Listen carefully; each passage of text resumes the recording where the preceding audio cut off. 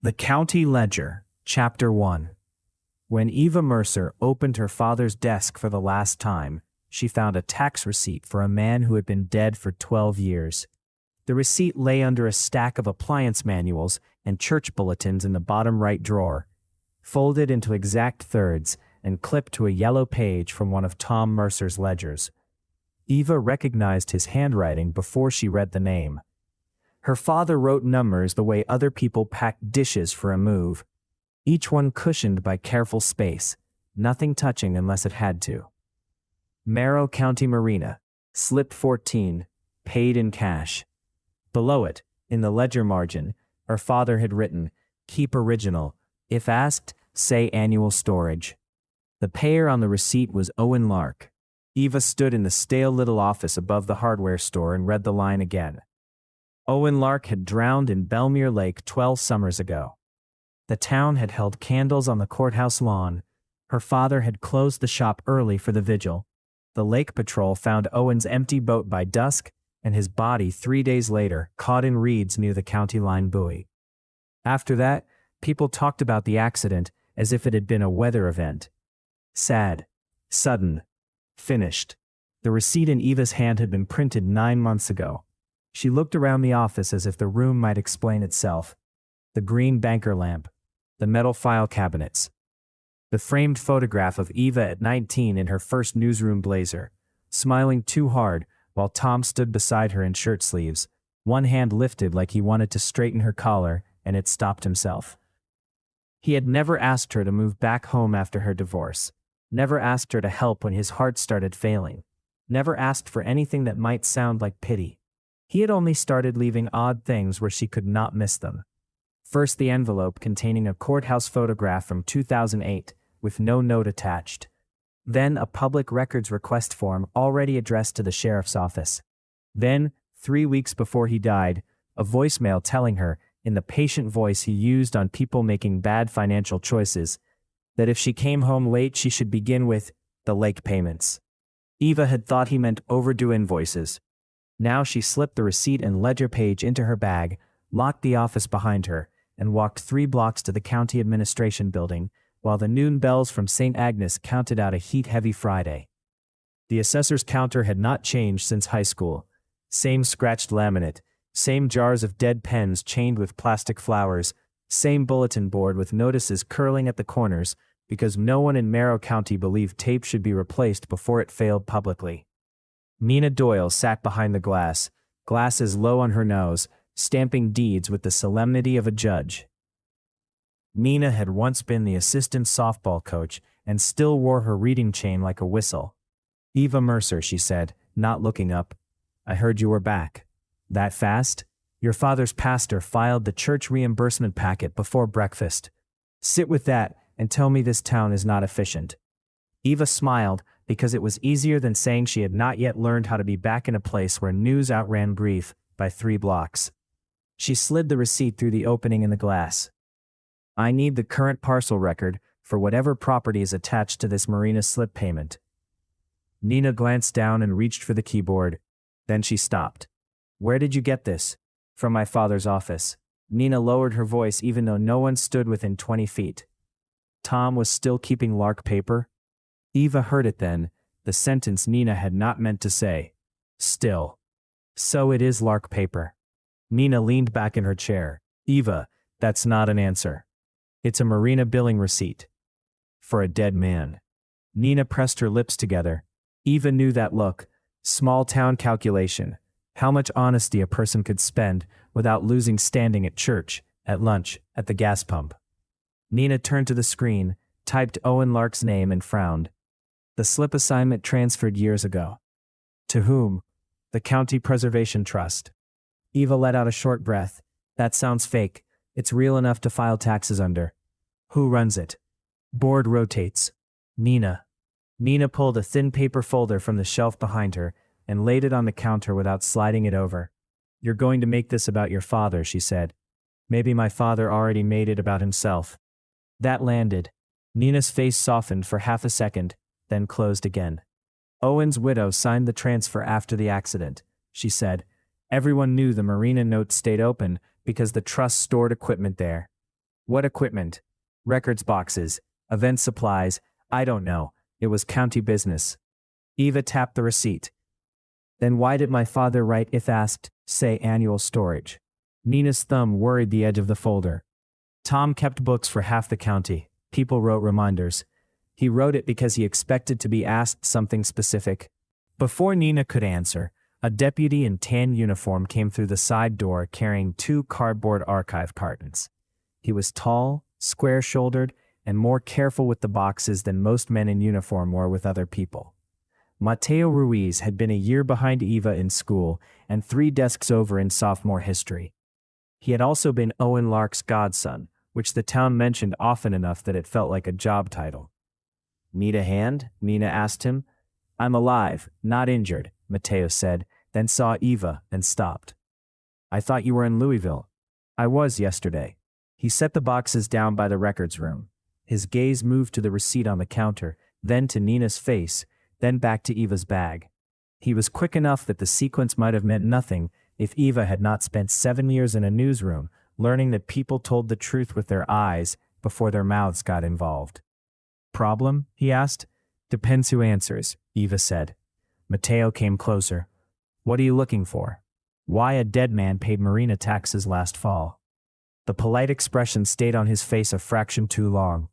Storage fee, trust property. Nina looked down at her stamp pad. That told Eva more than agreement would have.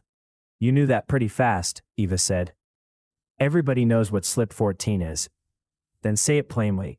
Mateo rested one hand on the counter. It's where the county stores evidence overflow during festival season. Eva stared at him. Evidence? At a marina? Temporary paper overflow. Old boxes. Chain of custody duplicates. Nothing dramatic. That isn't what Nina said. Mateo did not look at Nina. Nina files taxes. I move boxes. It was a good line. Too good. Practiced. Eva asked for the accident report, and Mateo told her the sheriff's copy would take a formal request because archived investigations were no longer kept at the public counter.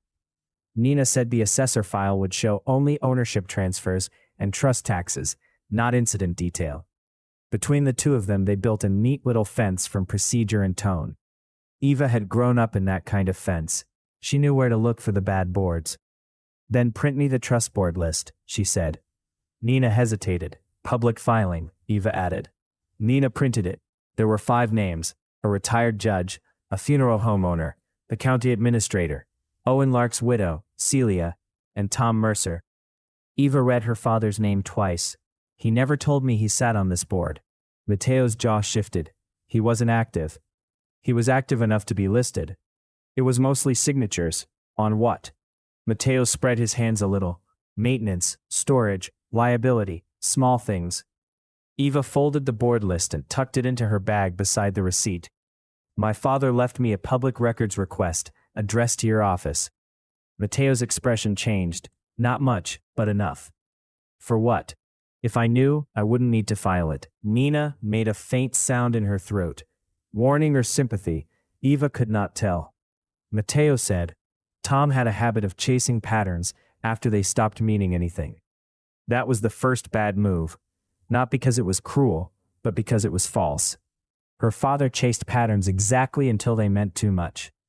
He also had a habit of saving receipts, Eva said. Who paid this in cash? Ask the marina. I just might. She left before either of them could decide whether to stop her. Belmere Marina sat 5 miles out on the south road, where the pavement narrowed and the lake started showing itself between sycamore trunks like a piece of metal catching light. The office was a cinder-block cube painted white decades ago and then surrendered to weather. Inside, window fans pushed warm air over racks of keys and a wall calendar featuring bass the size of toddlers. Ruthie Van, who had run the fuel desk since Eva was 12, looked up from a sandwich wrapped in wax paper. You picked a good week to come back, she said. Everybody's dying politely, and nobody's saying why. Eva set the receipt on the counter. Tell me about slip 14. Ruthie did not touch the paper. Why would I do that? Because my father's name is on the ledger note clipped to it, and he's dead now. Ruthie chewed, swallowed, wiped her fingers. Tom should have burned half what he kept. Maybe, but he didn't. Ruthie took the receipt at last. Her eyes narrowed at the date. This wasn't paid here. Eva felt the day sharpen. What? We changed forms 2 years ago. Different printer, different county code line. Ruthie turned the receipt over.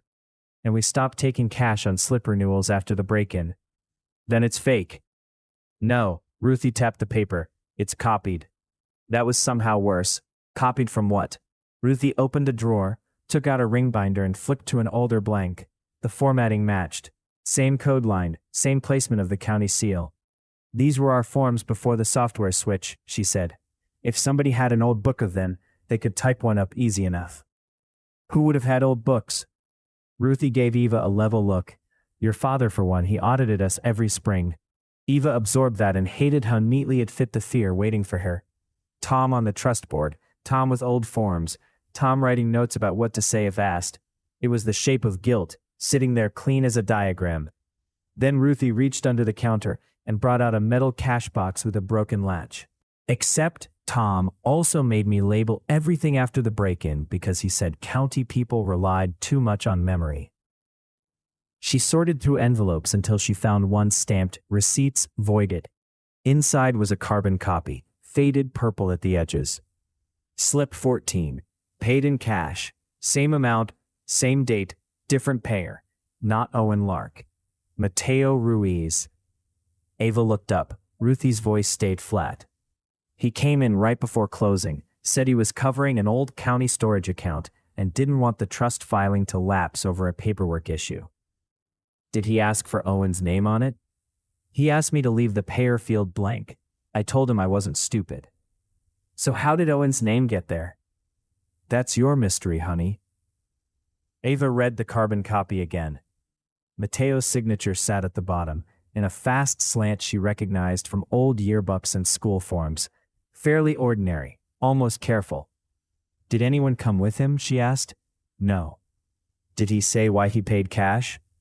Ruthie smiled without humor. County men always pay cash when they don't want a receipt mailed anywhere. The lake knocked softly against the docks outside, a sound so familiar it made the room feel smaller.